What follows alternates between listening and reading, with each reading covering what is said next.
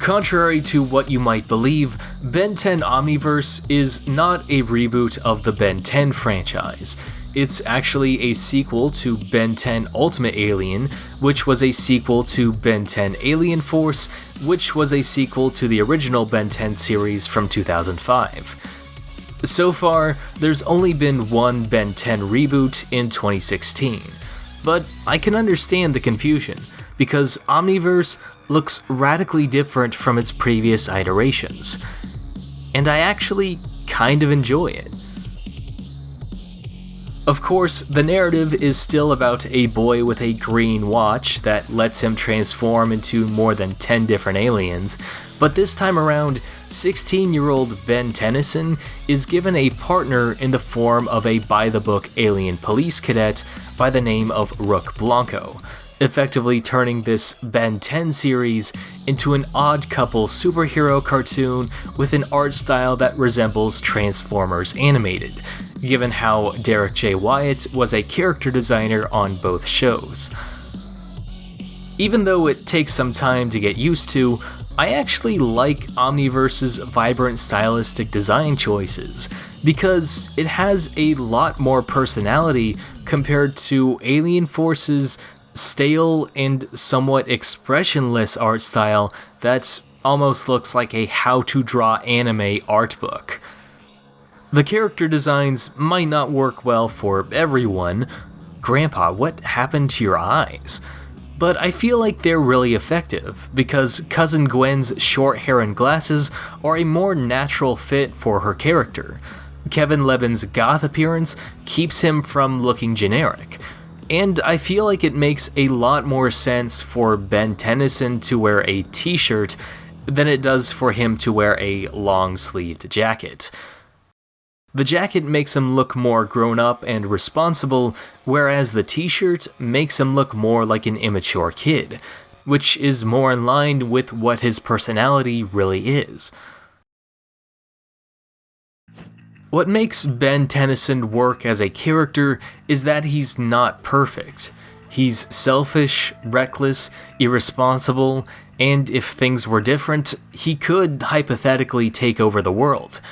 He's not an inherently good person, rather he's working towards becoming a better person over time. He wants to be a superhero, but what he needs is to learn responsibility. So when Ben actually makes the right decisions when it really matters, it demonstrates that he's learning, that he's going through his character arc and becoming an actual superhero. At least until the franchise decides to reset everything and make him an idiot again. The trouble with having a Ben 10 sequel is that your protagonist is getting older, and has made significant progress in his character arc, but in order to have a new story, he still needs somewhere to work up from, and he still needs to be flawed.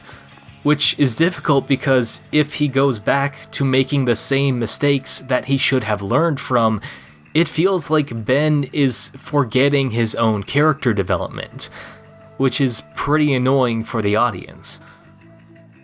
However, while Omniverse is guilty of this at times, I also feel like the show balances this out by putting more emphasis on the characters who are foils to Ben's character, by examining his actions through the lens of his partner Rook, Grandpa Max, and even Ben himself when he encounters himself in alternate universes.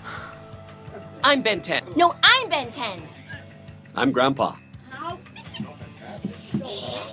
When the series finally lives up to its name and explores the Ben 10 multiverse, we don't just get to see a cool what-if scenario, we get to see Ben Tennyson become a foil for himself, with more introspection into how he works as a character, and where we get to see how much he's improved by comparison. Ben 10 has always had the potential for selfishness, but he also had the potential for good as well, because after obtaining the Omnitrix, a device that allows its wearer to transform into and obtain the powers of multiple alien species, from a lava humanoid with fire abilities to a celestial being that can alter reality itself. Alien X is too OP, please nerf. Benjamin Kirby Tennyson instinctively uses it to become a superhero. Which, when you think about it, is honestly kind of heartwarming.